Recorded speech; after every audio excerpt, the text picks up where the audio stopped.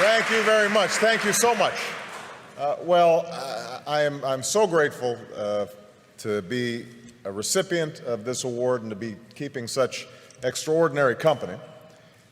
I first of all want to thank all of you who are involved in making this possible, but the main thing that I want to do here is to just say how I'm inspired by the young people who are represented here, because I think that's the purpose ultimately of this foundation. And I want to tell just a brief story because Archbishop Tutu is here, one of my heroes, and let you know where I was when I was about your age. I'm really dating myself now, although I'm also dating the Archbishop, because back in 1979, I was a freshman in college at Occidental College in California. And I had had a somewhat rocky youth and teenage years. My father wasn't at home. I was growing up partly with my grandparents in high school. I'd gotten into trouble occasionally, was what my mother called a good time Charlie, meaning I wasn't really serious in terms of my studies, in terms of my work. Had some awareness of the world around me, had some sense of injustice and unfairness, but it wasn't finely honed, it wasn't well developed. And I remember in 1979 arriving as a freshman and doing what freshmen do, trying to figure out what courses are and trying to change your study habits and trying to identify that food in the cafeteria, what it is. And we were visited on campus by a couple of gentlemen from South Africa who were representatives of the ANC in 1979, 1980. And they spoke about their efforts to overcome apartheid. And for about an hour, myself and a group of students listened to these young men who were not much older than we were, describe the extraordinary struggles they were going through, the sacrifices that were being made, people who were enduring jail and torture and beatings because they had a sense that somehow, some way, justice would prevail. And that brief meeting, I think, in some ways changed my life, because what it told me, first of all, was that ordinary people can do extraordinary things when they're given an opportunity. We sometimes think that our leaders have to have fancy degrees or well-educated or some public office somewhere. These young men had none of those things. But what they possessed was an anger over injustice that they were able to channel in a constructive, positive way.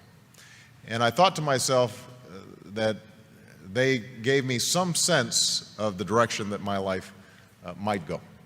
And so I became active in the anti-apartheid movement on campuses. And I'm not sure we were particularly effective. As I recall, Occidental College continued to refuse to divest despite the various protests that we organized as students. I transferred to Columbia, and there was similar resistance on Columbia's campus.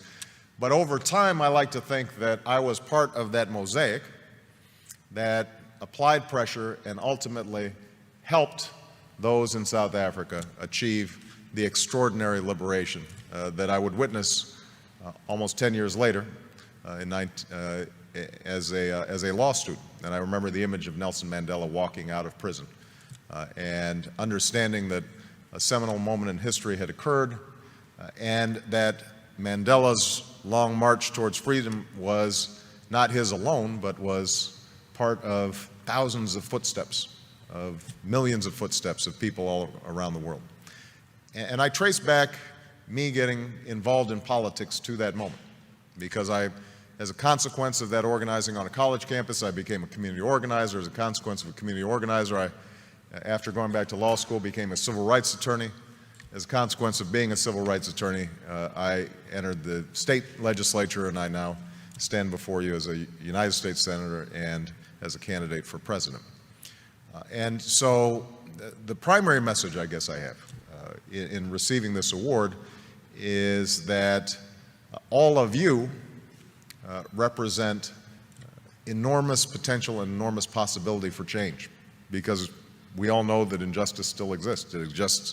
It exists here in the United States, in every poor neighborhood, and every inner city, and every rural community, all across the country. There is quiet desperation. Young people's lives are filled with sadness and desperation and anarchy and chaos. And obviously all around the world, we see those same symptoms of hopelessness made manifest in places like Darfur, in places like the Middle East, in places that too often are forgotten about and not written about until they flare up in tragedy. So I hope that all of you who are on the brink of doing extraordinary things decide to channel that talent and that energy and that imagination to figuring out how do you move the process along for a better history.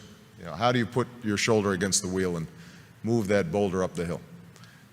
And I'm absolutely confident that if all of you take up that challenge, the world is waiting for you, ready to be changed.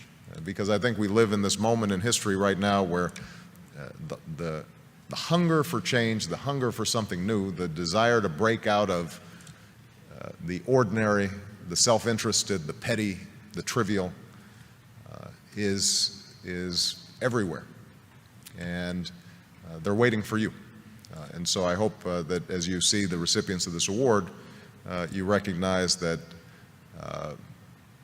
it's actually more of a tool to give you a little spark and drive you in the wonderful directions that I hope your lives take in the years to come. So thank you very much.